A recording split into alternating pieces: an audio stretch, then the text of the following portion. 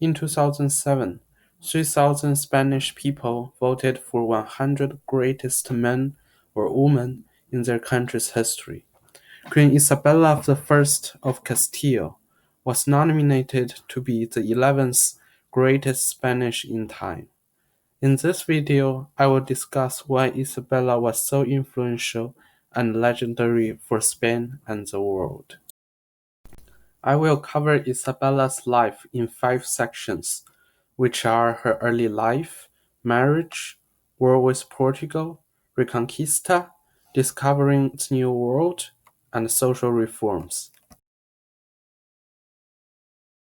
Born in 1451, Isabella was the daughter of Castilian King John II.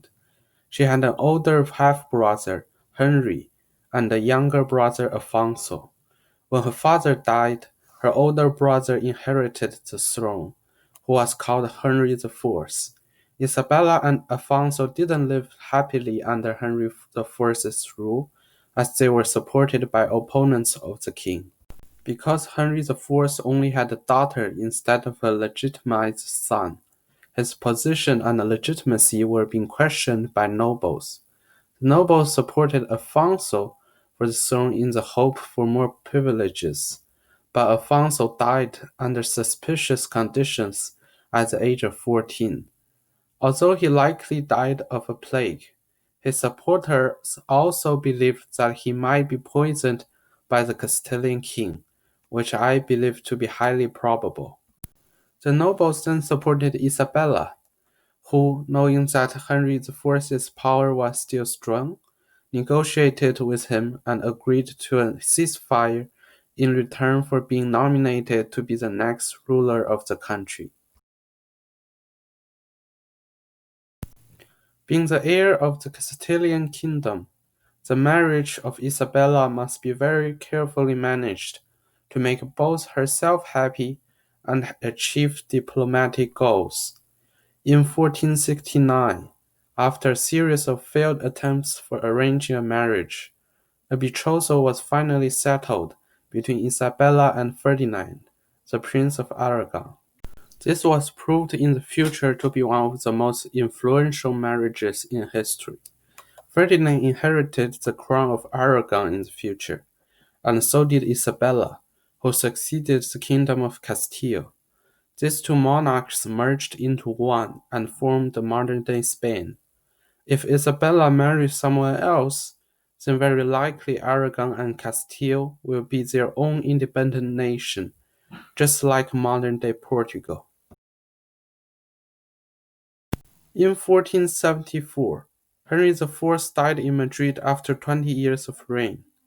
Isabella became the Queen of Castile, but Henry IV had a daughter called Joanna, who married the King of Portugal, Alfonso V. Alfonso V led his army to Spain and asked for Joanna to be the King of Castile, and the succession war between Portugal-backed Joanna and Aragon-backed Isabella began. When this war happened, two plots of completely different histories were possible. If the Portuguese side wins the war, then probably Portugal and Castile will unite into one nation, and Aragon will be its own country, likely speaking Catalan. But there is no alternate history.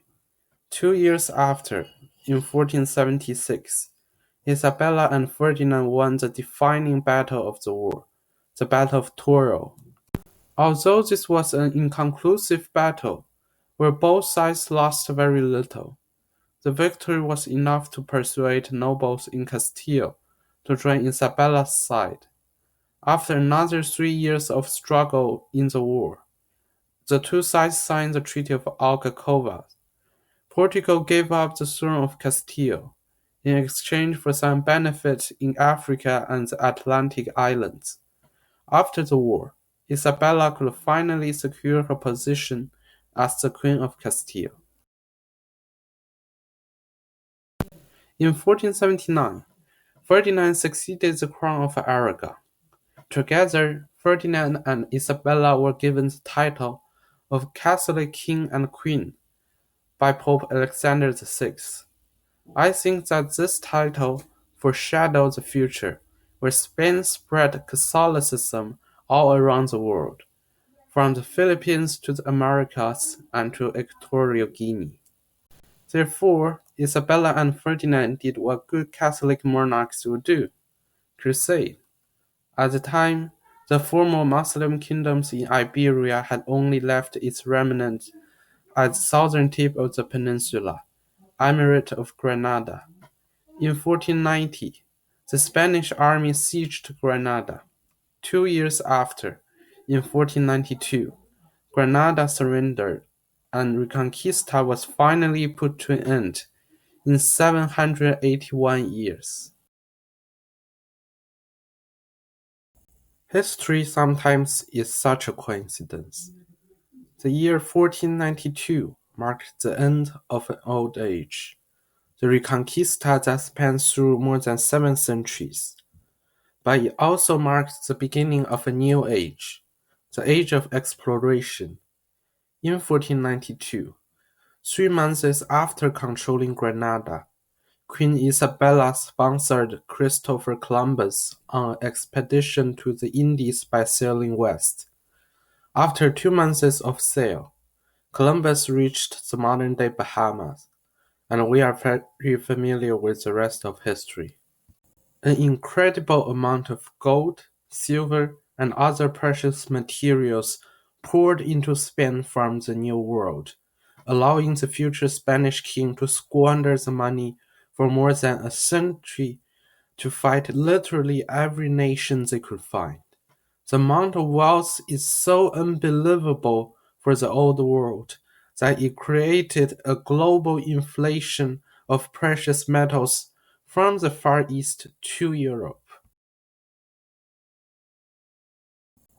Other than expanding the kingdom outward, Queen Isabella also made domestic reforms. First, she established a police force called La Santa Hermandad to lower the crime rate of the nation and take back power from the local justice system controlled by nobles. Also, she regulated the coinage industry to be fully controlled by the central government. This gave huge wealth to the monarch, and they were able to repurchase and expand royal estates that were sold by previous kings. In addition, she created the notorious Spanish Inquisition and forced religious minorities such as Muslims and Jews to either exile or convert to Christian. From this movement, the monarch not only gained plenty of wealth from the properties of those fled Muslims or Jews, but also earned huge prestige in Christians. Finally, the queen promoted a general called Gonzalo Fernandez de Cordoba. Gonzalo renovated the military system. He invented tercio, a type of Spanish pick-and-shoot infantry unit that won countless battles in the future. He also built a strong standing army so that Spain would not rely fully on levies anymore. In conclusion, all reforms of Queen Isabella had only one goal: to increase power of the central government and undermine the force of regional nobles.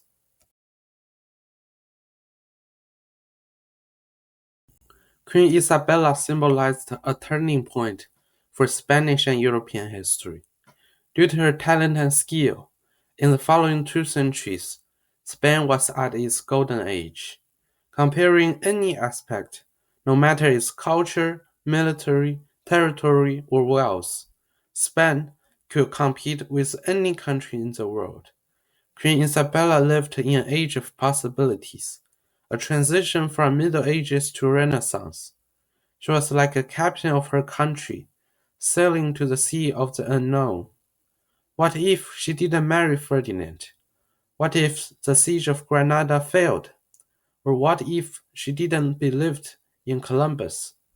We should be familiar with Isabella of Castile, because the choices she had made still had a profound impact on our modern world. Thank you for watching. If you enjoyed this video, please like or subscribe. Have a good day and see you next time.